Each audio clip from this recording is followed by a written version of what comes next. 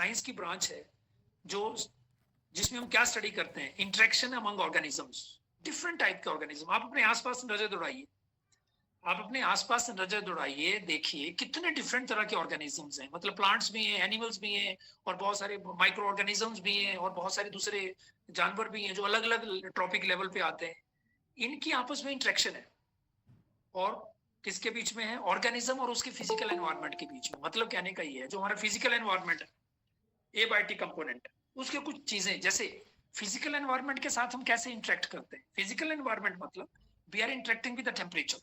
अब देखिए, जहां जिस जगह का जैसा जैसा टेम्परेचर होता है, वहां उस जगह की वेजिटेशन होती है, उस तरह की वेजिटेशन होती है, और उसी तरह के वहां पर एनिमल्स पाए जाते हैं। अगर टेम्परेचर बहुत ज्यादा होगा, जैसे मान लीजिए डेजर्ट हो गया, तो डेजर्ट के अंदर जो प्लांट्स होंगे वो डिफरेंट होंगे। मतलब वहां कैक्टस होगा, या कोई दूसरे ऐसे प्लांट्स होंगे जो हाईली अडेप्टेड होंगे to live in that particular environment. जैसे उनके लीव जो है छोटे होंगे, उनका रूट सिस्टम बहुत बड़ा होगा, उनमें संकन स्टोमेटा होंगे, कैम टाइप के प्लांट्स होंगे जहां पर संकन स्टोमेटा होते हैं, फोटोसिंथेसिस जहां बहुत लिमिटेड होती है, ट्रांसपरेशन बहुत लिमिटेड होती है, क्यूटिकल कवर उनके लीफ पे होता है, और रात को स्टोमेटा ओपन होते हैं।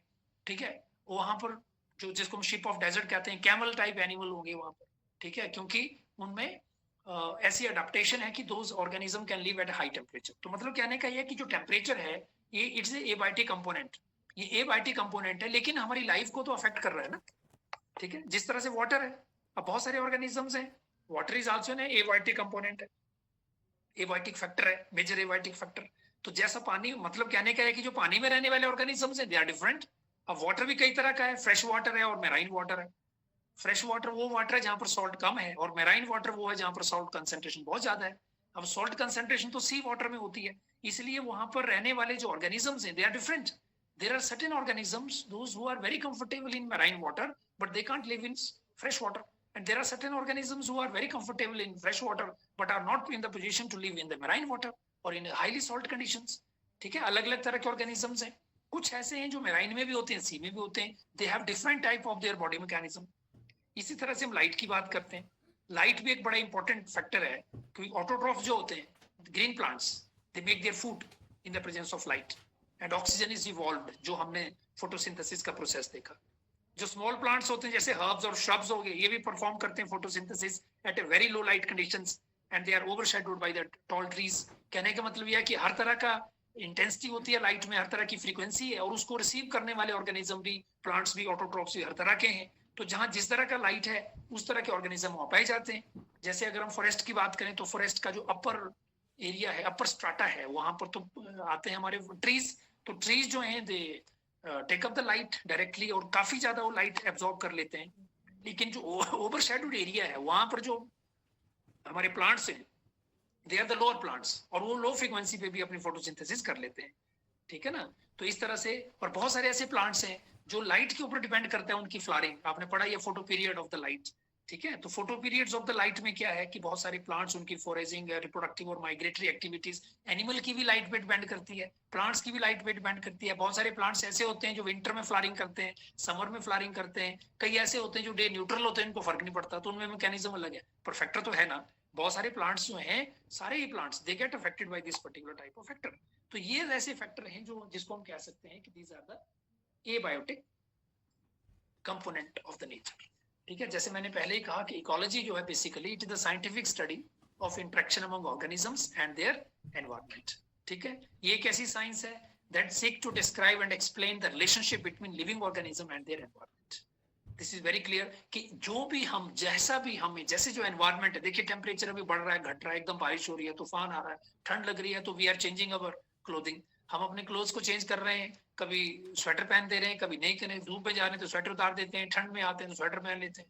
जहाँ स्नोफॉल है वहां पर अलग तरह का क्लाइमेटिक कंडीशन है, जो पोलर एरिया वहां पर अलग तरह का है। तो इसका मतलब ये है कि जो ऑर्गेनिज्म है वो अपने एनवायरनमेंट के साथ जब इंटरेक्ट कर रहा है, तो उसका बिहेवियर और उसकी जो लाइफ है वो उसके ऊपर डिपेंड करती है, उसका जो साइकिल है लाइफ का वो भी अफेक्ट करता है। तो ऐसी कोई ब्रांच ऑफ साइंस जो डिफरेंट तरह के ऑर्गेनिज्म की आपस की इंटरेक्शन क्या है, और उसका अपनी इंटरेक्शन एनवायरनमेंट के साथ क्या है, फिजिकल वर्ल्ड के साथ क्या है, जो उस चीज को स्टडी करता है, उसे हम what we call it, that we call ecology. अब इसके दो फैक्टर हैं, एबायोटिक फैक्टर है ऑलरेडी डिस्कस्ड, ये नॉन लिविंग कंपोनेंट है, जहां पर इनर्ट फैक्टर ऑफ इकोसिस्टम जैसे light, temperature, chemical product, water, ये अफेक्ट करते हैं। और बायोटिक कंपोनेंट की अगर हम बात करें तो ये लिविंग ऑर्गेनिजम्स है, ठीक है ना। डिपेंडिंग अपॉन, देखिए अगर हम बात करते हैं कि ये सारे फैक्टर हैं, non living component, light, water, wind, nutrients, heat, solar radiations, atmosphere etcetera, this what I have covered. And living organisms में आते हैं हमारे plants, animals and micro organism present in the soil. Different level of ecology की अगर हम बात करें तो ये है कि देखिए सबसे पहले अगर हम बात करें, we will start from individual. एक इंडिविजुअल, तो व्हाट इज एन इंडिविजुअल? एक ऑर्गेनिज्म क्या है? हम इंडिविजुअल की बात करते हैं तो इंडिविजुअल बेसिकली क्या है? It's a living component of the environment eight individual level. Individual level पे जो लिविंग ऑर्गेनिज्म है, जो कंपोनेंट है, उसको हम कहते हैं ऑर्गेनिज्म, एक सिंगल इंडिविजुअल। और जब सेम तरह के इंडिविजुअल इकट्ठे हो जाते हैं तो वो क्या बनाते हैं? They make population. पॉपुलेशन में सेम टाइप के इंडिविजुअल आते हैं, तो वो पॉपुलेशन किसी की भी हो सकती है। वो पॉपुलेशन पीपल के पेड़ों की भी हो सकती है, वो पॉपुलेशन कॉकरोच की भी हो सकती है, वो पॉपुलेशन ह्यूमन की भी हो सकती है, वो पॉपुलेशन किसी भी इंसेक्ट की हो सकती है, किसी की भी हो सकती है। जब सेम तरह के इंडिविजुअल एक जगह इकट्ठे हो जाएं तो उनको हम कह देते हैं दैट इज अ पॉपुलेशन। तो it is basically defined as the sum total of all individual of a species in a specific geographical area. It means एक specific geographical area, जैसे हम कहते हैं population of Solan, population of district Mandi, population of any small, population of your village, तो एक defined geographical area है, उसको हमें define करना पड़ेगा। population of northern India, population of India, population of Southeast Asia, population of all of the world, population of Europe। तो B are, जब हम कहते हैं कि पॉपुलेशन ऑफ अ विलेज और अ टाउन और अ सिटी और डिस्ट्रिक्ट हेडक्वार्टर एनीवेयर, तो हम क्या करते हैं? एक जियोग्राफिकल एरिया देते हैं, एक स्पेसिफाइड एरिया हम बता रहे हैं, उस जगह की पॉपुलेशन, मतलब सेम टाइप के इंडिविजुअल ऑफ अ स्पीसीज, उनको हमने काउंट करना है, वो पॉपुलेशन है। वो पॉपुलेशन किसी की भी हो सकती है, this what I make it clear to you, right. उसके बाद हम बात करते हैं डिफरेंट पॉपुलेशन जब वो आपस में इंटरेक्ट करती हैं तो ये कम्युनिटीज बनाती है, ठीक है। That is called a biotic community. Biotic community के अंदर डिफरेंट तरह की पॉपुलेशन जो है वो इंक्लूड होती है। All the population of different species present. देखिए जहां हम रहते हैं, देखिए जहां आप रहते हैं, कहीं भी कोई इंसान रहता है, वहां पर केवल इंसान ही थोड़ी है, केवल ह्यूमन बीइंग ही थोड़ी रह रहे हैं। उसके आसपास तो कई डिफरेंट तरह की और भी स्पीसीज हैं, कितने तरह के जानवर हैं, कितने तरह के इंसेक्ट हैं, कितने तरह के ट्रीज हैं। और मोर ओवर हमारी जो रिक्वायरमेंट्स हैं वो सारी उनसे तो पूरी हो रही है, चाहे हमें वो फायदा दे रहे हैं चाहे नुकसान दे रहे हैं, वट एवर इट इज, जो भी कर रहे हैं, बट वी आर इंटरेक्टिंग। तो जब ये population of different type of individual की जो पॉपुलेशन है residing in one particular area, when different population they interact among themselves, वो आपस में जब इंटरेक्ट करना शुरू कर देते हैं तो that is called a biotic community. उसको हम बायोटिक कम्युनिटी कहते हैं। जैसे प्लांट कम्युनिटी, एक डिफरेंट तरह के प्लांट्स, एनिमल कम्युनिटी में डिफरेंट तरह के एनिमल्स, और माइक्रोबियल एम्यूनिटीज कम्युनिटीज, डिफरेंट तरह के माइक्रोब्स, जो microscopic organisms, there are different kind. कहने का मतलब ये है कि जब डिफरेंट तरह की पॉपुलेशन, डिफरेंट टाइप की पॉपुलेशन जो एक सेम एरिया में रहती है, डेफिनेटली वो इंटरेक्ट करती है आपस में। क्यों नहीं करेंगी interact? They will interact with each other. हम कितने, हमारे घरों में क्या नहीं है, हमारे घरों में चूहे भी हैं और बिल्लियां भी हैं और कॉकरोच भी हैं, डिफरेंट टाइप ऑफ पॉपुलेशन। और डिफरेंट हमारे आसपास जो हमारे खेत हैं, खलियान है, वहां भी डिफरेंट टाइप की प्लांट कम्युनिटी है, एंड वी आर इंटरेक्टिंग। हमारे घर के आगे क्यारी है, एक खेत है, उसमें हमने सीजनल वेजिटेबल लगा रखी है, वहां वेजिटेबल उगती है और उसको काट करके हम अपने घर में ले आकर के उसको कुक करके उसको बनाते हैं और खाते हैं। So that is also type of interaction, ठीक है। कुछ ऐसे प्लांट्स हैं जो हमारे लिए फायदेमंद नहीं भी हो सकते हैं, कुछ ऐसे प्लांट है जो हमारे लिए बहुत फायदेमंद है, जो हमें डेली फायदा देते हैं, ठीक है। So that is what mean by the interaction of the different population. तो उस पर्टिकुलर स्मॉल एरिया के अंदर जो सारे पॉपुलेशन है, they form a particular hierarchy level, that is called biotic community.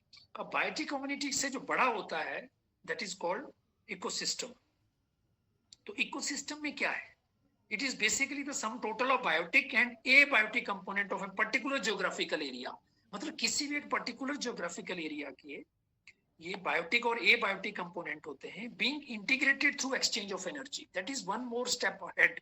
जब उनमें क्या होना शुरू हो जाता है? Exchange of energy and recycling of nutrients, that is collectively called ecosystem. और इकोसिस्टम ही वो यूनिट है हमारे नेचर की जहां हम इकोलॉजी और एनवायरनमेंट को स्टडी कर सकते हैं। कहने का मतलब ये है कि हमारे पास है तो बायोटिक कम्युनिटी, लेकिन जब बायोटिक कम्युनिटी आपस में इंटरेक्ट करना शुरू कर देती है, they start interacting with each other and there is a flow of energy, जो अपना फ्लो ऑफ एनर्जी चल पड़ता है उसमें। जैसे मैंने अभी पिछले पॉइंट में कहा कि हमारे घर के आसपास क्या है, हमारे घर के आसपास हमारी क्यारियां बना रखी हैं और वहां जो फ्रूट और वहां जो वेजिटेबल लगती हैं उनको वहां के खा रहे हैं, तो definitely we are interacting, there is a flow of energy has been started. हम उन वेजिटेबल को खा के जिंदा हैं, तो उन वेजिटेबल की जो एनर्जी है हमारी बॉडी में आके एनर्जी प्रदान कर रही है, ठीक है। और वहां आसपास जो हमारे घास है that is eaten by the herbivores, और हर्बीवोर्स उस घास को खा के जिंदा है। घास हम कहाँ से लेके आते हैं? आसपास से तो लेके आते हैं, ठीक है ना। किसी भी कम्युनिटी के लिए जरूरतों को पूरी करने के लिए सारी चीजें वही है। इसका मतलब ये है कि जब एक कम्युनिटी के अंदर सारे पॉपुलेशन आपस में इंटरेक्ट करना शुरू करे और उसमें एनर्जी का फ्लो हो, that is very important for the ecosystem. उस सेगमेंट ऑफ नेचर को हम कहते हैं इकोसिस्टम। तो हम ये कह सकते हैं कि ecosystem is the self sustained and self regulated segment of nature, ठीक है, जहां पर there is a flow of energy. वो हमारे आसपास एक सेगमेंट है जिसमें जो सेल्फ सस्टेन्ड और क्या है, सेल्फ रेगुलेटेड है। इसको और समझिए और इसको ब्रॉड करके समझिए। जैसे आपके घर के आसपास कोई तालाब होगा, जहां पानी रुका होगा। आपने कोई पॉन्ड देखा होगा, छोटा सा पॉन्ड है, चाहे वो बरसाती पॉन्ड है, चाहे वो उसमें पूरा साल पानी रहता है, इट डजंट मैटर, पॉन्ड तो पॉन्ड है। आप देखते हैं, मान लीजिए एक पहली कंडीशन हम देखते हैं कि आपके घर के आसपास या आपने कोई पॉन्ड देखा जिसमें भी बरसात आने वाली है, मॉनसून सीजन में उसमें पानी लबालब भरा रहता है और उसमें एक लाइफ आ जाती है। उसमें जैसे ही बरसात होती है तो आपको लगता है कि उसमें मेंढकों की आवाजें, आप croaking sound of the frog आप उसमें सुनते हैं, और बहुत सारी लाइफ। आप थोड़े टाइम के बाद उस पॉन्ड के आसपास जाएंगे तो आपको देखेंगे बहुत सारे लार्वास और बहुत सारी, अगर अच्छा तालाब है तो उसमें मछलियां भी होंगी या फिर फ्रॉग होंगे या उसमें स्नेक्स भी जा सकता है, वो नजर आ रहा है। अब वो बहुत बड़ा भी हो सकता है, बहुत छोटा भी हो सकता है। वो एक इकोसिस्टम है, वो क्यों एक इकोसिस्टम है? बिकॉज वहां पर there is a flow of energy. जो फ्रॉग वहां उस पॉन्ड में है, इसका मतलब ये हुआ कि फ्रॉग किसी चीज को खा करके जिंदा है। फ्रॉग कोई इंसेक्ट खा रहा होगा या कुछ और खा रहा होगा, तभी तो वो लाइफ है। अगर उस पॉन्ड के आसपास ऐसी कोई चीज नहीं होती तो वहां पर वो लाइफ होती ही नहीं। इसका मतलब ये हुआ कि दैट इज एन इकोसिस्टम। वो एक सेल्फ सस्टेन्ड और सेल्फ रेगुलेटेड सेगमेंट है। और मोर ओवर, ये जो इकोसिस्टम है ये हमारे एरिया ऑफ स्टडी पे डिपेंड करता है कि वो कितना बड़ा है। पॉन्ड बहुत छोटा भी हो सकता है, लेकिन अगर उसमें लाइफ है और वो लाइफ जिंदा है विदाउट एनी एक्सटर्नल असिस्टेंस, इसका मतलब ये हुआ कि that life in that pond is interacting among the individual, those who are present nearby, and that's why there is a flow of energy is taking place. तो जो हमारा ecosystem का जो दायरा है वो बहुत बड़ा भी हो सकता है, ये बहुत छोटा भी हो सकता है। जैसे कई तरह के इकोसिस्टम हो सकते हैं, जैसे नेचुरल इकोसिस्टम है, ये तो नेचुरल इकोसिस्टम है। एक सिचुएशन हम और यहाँ करते हैं स्टडी। एक सिचुएशन कौन सी हो सकती है? There is one more situation. उस सिचुएशन के अंदर क्या है कि आपने एक्वेरियम घर में रखा है। जैसे आप देखते हैं ना आजकल मार्केट में फिश बेचने वाले बड़े फ्लोरेसेंट से उनके पास वो ग्लास भी आ रहे होता है, उसके अंदर कुछ पत्थर वत्थर डाल के कुछ आर्टिफिशियल पौधे लगा देते हैं और उसमें हम घरों में एक एक्वेरियम रख देते हैं, ठीक है। वो इकोसिस्टम है क्या? उसमें तो फिश जिंदा है, लेकिन that is not a natural ecosystem, that is not a complete ecosystem, because हमने कोशिश की है उसको एक लुक देने की पॉन्ड का, क्योंकि हमने उसमें पानी रखा है, उसमें प्लास्टिक के हमने पेड़ लगा दिए हैं, कुछ बनावटी उसमें पत्थर डाल दिए हैं, लेकिन और मछली डाल दी। क्या वो मछली जिंदा रह पाएगी बिना एक्सटर्नल सपोर्ट के? नहीं रह पाएगी, ठीक है। वो एक आर्टिफिशियल इकोसिस्टम बनाने की हम कोशिश कर रहे हैं, लेकिन एक पॉन्ड है, उस पॉन्ड के अंदर लाइफ तो नेचुरली जिंदा है ना, उसके अंदर तो जिंदा है। उसके लिए तो बाहर से कोई खाना नहीं लेके आ रहा है। वो जो एनिमल है, वो जो ऑर्गेनिज्म है, वो अपना खाना खुद वहीं पर बना रहा है, खुद किसी को खा रहा है। इसका मतलब ये हुआ कि उसके खाने के लिए भी कुछ है, और कोई अगर वो आएगा तो उसको भी खा सकता है। जैसे फ्रॉग है तो फ्रॉग तो स्नेक फ्रॉग को खा जाता है, पर फ्रॉग के खाने के लिए भी तो वहां पूरा फूड अवेलेबल है। तो इट मीन्स कि दैट इज एन इकोसिस्टम। वो एक जो हम घर में इकोसिस्टम बनाने की कोशिश कर रहे हैं वो इकोसिस्टम नहीं हुआ। That is not a complete ecosystem, it is not a natural ecosystem, it is somewhat artificial ecosystem. और इकोसिस्टम भी वो लेवल है जिसके ऊपर हम इकोलॉजी एनवायरनमेंट को स्टडी करते हैं। We can not study ecology and environment below ecosystem level. Ecosystem level के नीचे क्या है? इंडिविजुअल आता है। इंडिविजुअल के ऊपर तो हम कुछ नहीं कर सकते, बिकॉज एक तो सिंगल इंडिविजुअल है, एक अकेला पौधा या एक अकेला इंसान क्या कर सकता है? वो तो मर ही जाएगा, वो सर्वाइव नहीं करेगा, बिकॉज अगर वो किसी चीज के साथ इंटरेक्ट नहीं कर रहा है, they are not interacting with the surrounding environment, तो कोई भी पॉपुलेशन, कोई भी इंडिविजुअल नहीं सर्वाइव कर सकता, और कोई भी उसकी पॉपुलेशन सर्वाइव नहीं कर सकती। कहने का मतलब ये है कि अगर हमारे पास किसी भी तरह की कोई पॉपुलेशन है, हमारे पास डियर की पॉपुलेशन है, हमारे पास टाइगर की पॉपुलेशन है, हमारे पास एलिफेंट की पॉपुलेशन है, लेकिन वो बाहर वाले एनवायरमेंट से डील, उनको खाने के लिए कुछ नहीं है, डील क्या करना उन्होंने, मतलब they do not have anything to eat. अगर उनके पास खाने के लिए कुछ नहीं होगा तो दैट पॉपुलेशन विल डाई। तो अल्टीमेटली उसको कम्युनिटी लेवल पे आना पड़ेगा, मतलब जहां वो इंटरेक्ट कर रहे हैं, और वन स्टेप आगे हो गया कि जहां एनर्जी का फ्लो शुरू हो गया, that particular segment of the nature is called ecosystem.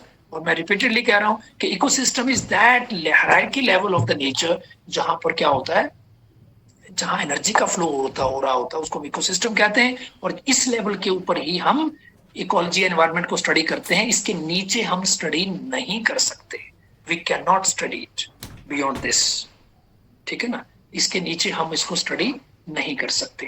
अब जब बहुत सारे इकोसिस्टम इकट्ठे हो जाए, अगर हम यूं कहें कि देखिए भाई, वो टेम्परेचर के हिसाब से अलग अलग ये हो जाता है। लैंडस्केप तो एक बड़ी यूनिट है, अदर देन इकोसिस्टम, एक लैंडस्केप में बहुत सारे इकोसिस्टम हो सकते हैं, लेकिन उससे भी बड़ा यूनिट है बायोम्स। तो बायोम्स की जब हम बात करते हैं तो biome is the larger unit, जिसमें डिफरेंट तरह के वेजिटेशन टाइप आता है, ठीक है, और बहुत सारे क्लाइमेटिक जोन्स आते हैं। अगर हम बात करें, मतलब कहने का ये है कि हमारे पास डिफरेंट डिफरेंट तरह के biomes, we have different different type of biomes. Biomes का मतलब है कि जो क्लाइमेटिकली डिफरेंट एरियाज हैं, तो क्लाइमेटिकली डिफरेंट एरियाज जो है जिसमें अलग अलग तरह का क्लाइमेटिक कंडीशंस हैं, जैसे अगर हम बात करें आर्टिक एंड अल्पाइन फॉरेस्ट की, अगर हम बात करें डिफरेंट बायोम्स, तो जहां का टेम्परेचर ही बहुत कम होता है, -डिग्री में रहता है, जहां पर रेनफॉल बहुत कम होता है, वहां पर पॉपुलेशन अलग तरह की होगी। डेजर्ट्स में टेम्परेचर हाई होता है लेकिन रेनफॉल कम होता है, तो डेजर्ट इज अलग different type of biomes. Grasslands की अगर हम बात करें, टेम्परेट फॉरेस्ट की बात करें, या ट्रॉपिकल रेन फॉरेस्ट की बात करें, जहां temperature on an average temperature is about approximately around 20 degree centigrade and precipitation is very high, ठीक है ना। इस तरह से कोनिफेरस फॉरेस्ट की बात करें, जहां टेम्परेचर पूरा ऑन एन एवरेज जो टेम्परेचर है वो 0 डिग्री और 5 डिग्री के बीच या 10 डिग्री के आसपास तक रहता है, और रेनफॉल भी 200 to 250 mm सेंटीमीटर तक रहता है, ठीक है ना। तो ये डिफरेंट तरह के हमारे पास क्या है, बायोम्स है, ऑन द बेसिस ऑफ वहां का टेम्परेचर कितना है और वहां का रेनफॉल कितना है, उसी के हिसाब से वहां की वेजिटेशन होती है। जहां पर टेम्परेचर बहुत ज्यादा है लेकिन रेन नहीं है, वो most probably that area will be a desert, वो डेजर्ट बायोम में आता है। वो मैंने फिर से रिपीट कर रहा हूँ, जहां पर टेम्परेचर 0 डिग्री सेंटीग्रेड से कम है, रेनफॉल भी 50 और 100 के आसपास है, वो आर्टिक और अल्पाइन टुंड्रा है, बड़ी ठंडी जगह है, ठीक है। जहां टेम्परेचर बहुत ज्यादा है, on an average temperature is 15 to 20 degree centigrade and rainfall is very high, these forest are tropical rain forest. और सबसे इंपॉर्टेंट बात ये है, वेरी इंपॉर्टेंट क्वेश्चन कम्स, कि हमारी अर्थ के ऊपर सबसे ज्यादा प्रोडक्टिव एरिया कौन सा है, जहां प्रोडक्टिविटी की बात है। प्रोडक्टिविटी का क्या मतलब, प्रोडक्टिविटी का मतलब वही है फोटोसिंथेसिस, कि ये ग्रीन प्लांट जो है कितने लेवल तक और कितने अमाउंट तक सन एनर्जी को हार्वेस्ट करके उसे कन्वर्ट करते हैं into biomass, that is productivity. Biomass मतलब कितना उसका साइज बढ़ता है। तो ट्रॉपिकल, और इसके लिए 2-3 फैक्टर है, जैसे कहा आइडियल टेम्परेचर होना चाहिए, आइडियल रेनफॉल होना चाहिए, पानी भी तो होना चाहिए ना, वाटर भी होना चाहिए फॉर द फोटोसिंथेसिस, और टेम्परेचर भी 20 से 25 डिग्री सेंटीग्रेड होना चाहिए, नहीं तो इससे कम होगा तो प्लांट विल अंडर स्ट्रेस। मैंने बात कर दी आपको, 10 डिग्री के नीचे होगा तो प्लांट में ग्रोथ नहीं होगी, 30-40 डिग्री से ऊपर होगा फिर प्लांट में ग्रोथ नहीं होगी। तो ideal temperature for the growth in the plant that is 25 degree के आसपास का टेम्परेचर बहुत सुइटेबल टेम्परेचर है, और अच्छा और रेनफॉल हो जाए तो प्लांट विल ग्रो। आप देखते हैं कि आपके जो पॉली हाउसेज हैं, जो पॉली हाउस आपके घर गांव में बनाए हुए हैं, वहां पर जो प्लांट की ग्रोथ है दैट इज वेरी इंपॉर्टेंट, वो बहुत अच्छे से प्लांट ग्रो करता है, बिकॉज वहां पर उसको बहुत अच्छी लाइट भी मिल रही है और बहुत अच्छा टेम्परेचर वहां मेंटेन हो रहा है, ठीक है। तो उसकी वजह से as compare in the case of winters, अगर विंटर्स में कोई प्लांट खेत में लग रहा है तो उसकी ग्रोथ इतनी अच्छी नहीं होगी, और अगर आपने फसल कोई पॉली हाउस में लगा रखी है तो वहां पर कंट्रोल टेम्परेचर है, बिकॉज वहां टेम्परेचर मेंटेन रह रहा है and plants are getting more full sunlight also और full light also as well as temperature is maintain, तो प्लांट की ग्रोथ अच्छी है। तो इसका मतलब प्लांट की ग्रोथ करने के लिए जो टेम्परेचर है वो 20 to 25 degree centigrade and very good amount of rainfall is there. तो ऐसे जो फॉरेस्ट है they are called the tropical rain forest. ऐसे फॉरेस्ट को हम कहते हैं tropical rain forest. Tropical rain forest are the highly productive forest, ठीक है ना, they are the highly productive area on this planet, अगर हम कह सकते हैं तो, ठीक है, बिकॉज यहाँ रेनफॉल भी अच्छा है और टेम्परेचर भी अच्छा। इसके बाद जो डिफरेंट तरह के बायोम्स हैं वो बना देते हैं बायोस्फीयर। मतलब biosphere is that part of our earth where life exist. तो लाइफ कहाँ कहाँ एग्जिस्ट करती है? लाइफ एग्जिस्ट करती है हवा में, इन द एटमोस्फियर, जमीन के ऊपर और पानी के ऊपर, ठीक है ना। जैसे हम कह सकते हैं life exist in lithosphere, in hydrosphere and in atmosphere. Life exist at the 3 places. तो इसलिए उस एरिया को हम बोलते हैं, we call this area biosphere, उसे हम बोलते हैं biosphere. Life exist there, that is called biosphere, ठीक है। तो इस तरह से हायरार्की लेवल है, इसमें 2-3 बातें बड़ी इंपॉर्टेंट आती हैं। इकोसिस्टम वो लेवल है जहां पर इकोलॉजी और एनवायरनमेंट को स्टडी किया जाता है। उसके नीचे तो अपना अपना लोग अलग अलग कम्युनिटीज इकट्ठा रहती हैं, लेकिन इंटरेक्शन जहां होती है, एनर्जी का फ्लो होता है, that is what is ecosystem. And biosphere is the part where life exist, ठीक है ना। तो सिमिलरली हम बात कर रहे थे जैसे इकोसिस्टम की, तो इकोसिस्टम में डिफरेंट टाइप के इकोसिस्टम प्रेजेंट है हमारे पास। There are different type of ecosystem, different type of ecosystem है। टेरेस्ट्रियल इकोसिस्टम की अगर हम बात करें, जिसमें ग्रासलैंड इकोसिस्टम है, फॉरेस्ट इकोसिस्टम है और डेजर्ट इकोसिस्टम है, ठीक है ना। अब इकोसिस्टम भी जैसे 2 तरह के होते हैं, नेचुरल इकोसिस्टम और आर्टिफिशियल इकोसिस्टम। नेचुरल इकोसिस्टम में टेरेस्ट्रियल और एक्वाटिक की हम बात करते हैं, these are the natural ecosystem. Terrestrial ecosystem जो जमीन के ऊपर है, जैसे ग्रासलैंड हो गया, फॉरेस्ट हो गया और डेजर्ट हो गया। तो अलग अलग जगहों पे अलग अलग तरह का प्लांटेशन है, अलग अलग तरह का एनिमल लाइफ है। एक्वाटिक इकोसिस्टम की अगर हम बात करें तो एक्वाटिक इकोसिस्टम 2 तरह के हैं। There are some running water ecosystem, fresh water ecosystem जिसे कहते हैं, और सॉल्ट इकोसिस्टम, ठीक है। टेरेस्ट्रियल इकोसिस्टम की अगर बात करें तो हमारे पास फॉरेस्ट, ग्रासलैंड, डेजर्ट्स की तो बात है। फ्रेश वाटर में पॉन्ड, लेक, स्ट्रीम आ सकती हैं, और सॉल्ट वाटर की बात करें तो वेटलैंड, एस्चुरीज और मेराइन हैबिटेट इसमें सारे आते हैं, ठीक है। सबसे बड़ा जो इकोसिस्टम है man made ecosystem, that is agro ecosystem. Agro ecosystem जो हम एग्रो इकोसिस्टम में हम क्या करते हैं, एग्रो इकोसिस्टम में जैसे क्रॉपलैंड इकोसिस्टम की मैं बात कर रहा हूँ। Agro ecosystem, cropland ecosystem is the biggest ever ecosystem. इसका मतलब क्या हुआ? इसका मतलब ये हुआ कि जब हम अपनी फसल लगाते हैं, कहीं भी हम जैसे फसल का जो हमारा साइकिल है, हमारी जो क्रॉप है उसका साइकिल 5 महीने, 6 महीने, 7 महीने हो सकता है। तो उस पूरे टाइम के ऊपर उस जगह पे बहुत सारे डिफरेंट लाइफ आती है, बहुत सारे इंसेक्ट्स आते हैं, बहुत सारी प्लांट्स और बहुत सारे एनिमल्स और बर्ड्स, और वो आते हैं और वो आपस में इंटरेक्ट करते हैं। कोई किसी को खा रहा होता है, कोई किसको खा रहा होता है। तो इसका मतलब सबकी एनर्जी की रिक्वायरमेंट वहां पर पूरी हो जाती है। और 6 मंथ्स के बाद जो क्रॉप जो है मैच्योर हो जाती है, उसको हम हार्वेस्ट कर देते हैं, वो लाइफ फिर खत्म हो जाती है। नेक्स्ट सीजन में फिर वो क्रॉप की सोइंग होती है, और फिर तब जाकर के बहुत सारी लाइफ वहां आती है, and they meet out their all the energy requirements from there, ठीक है ना। आर्टिफिशियल इकोसिस्टम की तो मैंने बात करी ली थी। आर्टिफिशियल इकोसिस्टम जो हम, चाहे हम एक्वेरियम की बात करें जो हम खुद मेंटेन करते हैं, तो ऐसे इकोसिस्टम में हमें क्या करना पड़ता है, खुद ब खुद हमें फूड देना पड़ता है। That is not a complete ecosystem, ठीक है। ये एक हमारे पास स्लाइड है जिसमें हम देख रहे हैं कि how the energy from the sun is coming and this energy is taken by the producer. बहुत सारी एनर्जी इसमें हीट की फॉर्म में निकल जाती है। All these producers are eaten up by the consumers, and consumers and producers basically they are all this acted upon by the decomposers after the death and decay. And decomposition होने के बाद all the inorganic nutrients they are being added into the soil. तो soil के अंदर जो सारे जितने भी nutrients हैं वो add हो जाते हैं, and all the producer they absorb all this. सारे के सारे producer जो हैं वो इसको absorb कर लेते हैं, और फिर से ये साइकिल चलता रहता है। तो ये जो बायोजियोकेमिकल साइकिल ऑपरेट होते हैं, they are very very important, they are very very important. ये जो डिकम्पोजिशन का जो स्टेप है ना, that is also very important. This step of decomposition is very important, because decomposition कौन करता है? डिकम्पोजिशन बेसिकली है क्या? It is breaking down of complex organic matter. देखिए, कंज्यूमर कोई भी हो सकता है, यहाँ पर कोई भी कंज्यूमर है, चाहे वो प्लांट है, चाहे वो एनिमल सॉरी जो हर्बीवोर है, या उसके ऊपर काले वाला कोई भी कार्निवोर है। जब उसकी डेथ और डिके होगी तो वो उसका बॉडी डिकम्पोज करेगा, डिकम्पोज होगा, it will be acted upon by different type of micro organisms.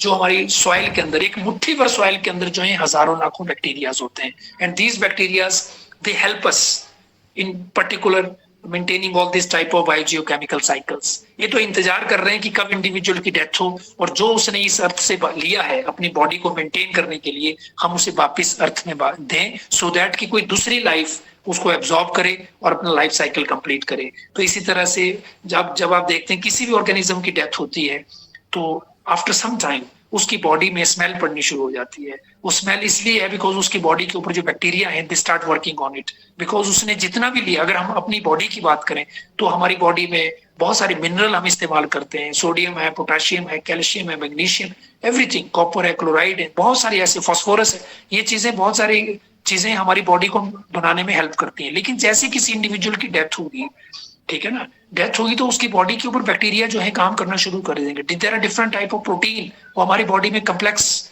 जो स्ट्रक्चर है वो है, तो उसके ऊपर जब बैक्टीरिया काम करेंगे तो वो उसको क्या करेगा, उसको डिग्रेड कर देगा, सिंप्लीफाई कर देगा, सो और सॉइल के अंदर उसको मिला देगा, सो दैट कि जो भी प्लांट उसके आसपास ग्रो कर रहा है वो प्लांट उस सिंप्लीफाइड फॉर्म को एब्जॉर्ब करेगा, क्योंकि कॉम्प्लिकेटेड फॉर्म तो नहीं एब्जॉर्ब कर सकता ना। तो उसके लिए डिफरेंट टाइप के जिसको कहते हैं बायोकेमिकल साइकिल चल रहे हैं। नाइट्रोजन का cycle is very very important, कि how nitrogen is being decomposed into different type of nitrate and nitrite ions, or so that is available to the plants growing nearby। और मैंने आपको पहले भी कहा था कि जब कोई चीज प्लांट एब्जॉर्ब कर लेता है तो it become the part of a food chain, वो हमारी फूड चेन का हिस्सा हो जाती है। आप देखिए, इसको समझिए, इसको विजुलाइज करिए इस पॉइंट को, कि हमें हमारी बॉडी में कोई भी चीज जो आती है ना, that comes to the plants. अगर हम कहते हैं कि किसी को खून की कमी है या किसी में आयरन की कमी है तो डॉक्टर सेज कि आप पालक खाओ, ठीक है। किसी को खून की कमी है आप बीट रूट खाओ, किसी को भी अगर और दूसरे मिनरल एलिमेंट है, प्रोटीन है, फाइबर है, तो क्या बोलते हैं कि you take fresh vegetable, you take fresh fruits, you take fresh of this particular, sodium है, सिलीनियम है, कोई भी चीज है, हम आप प्याज खाओ, आप गार्लिक खाओ, आप अदरक खाओ, ठीक है ना। तो ये चीजें कहाँ से, उन चीजों में मिनरल न्यूट्रिएंट्स कहाँ से आ रहे हैं, उनमें मिनरल न्यूट्रिएंट्स आ रहे हैं सॉइल से। और सॉइल में कहां से आ रहे हैं, सॉइल में आ रहे हैं इस तरह की डिकम्पोजिशन होने की वजह से, बिकॉज जो लिविंग ऑर्गेनिज्म थे कभी, अब उनका डेथ और डिके हो रहा है इन द सॉइल, तो वो उनकी बॉडी से वो मिनरल एलिमेंट या दूसरे न्यूट्रिएंट्स जो है वो निकल रहे हैं और उनको प्लांट एब्जॉर्ब करता है। और मैंने पहले भी कहा था कि जब कोई चीज प्लांट एब्जॉर्ब करता है और वो तब वो चीज किसका हिस्सा बन जाती है, it become the part of A food chain. और जब प्लांट एब्जॉर्ब करता है तो फूड चेन का हिस्सा, जब वो फूड चेन का हिस्सा है तो that plant will be eaten up by some organism.